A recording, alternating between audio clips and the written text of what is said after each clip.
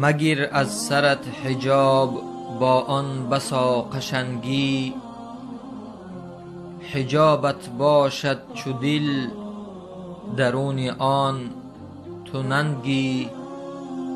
از کوچه کردی گذر بکردم سویت نظر، آن حجاب سری تو ز قرآن بنمود خبر.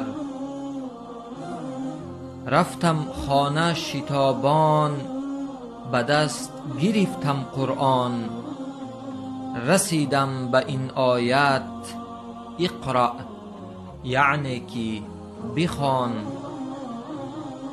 کردم سطری تو پیدا من ز سوره احزاب، نورافشان گشت دو دیده والله که مثل مهتاب.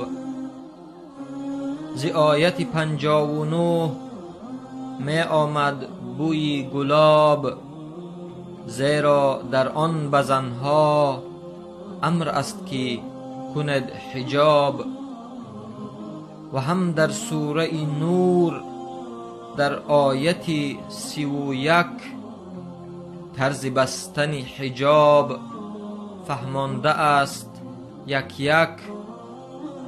زین رو مگیر تو حجاب ز سر که می شوی خوار، بهشت را بنه بر سر عوض مسازش با نار.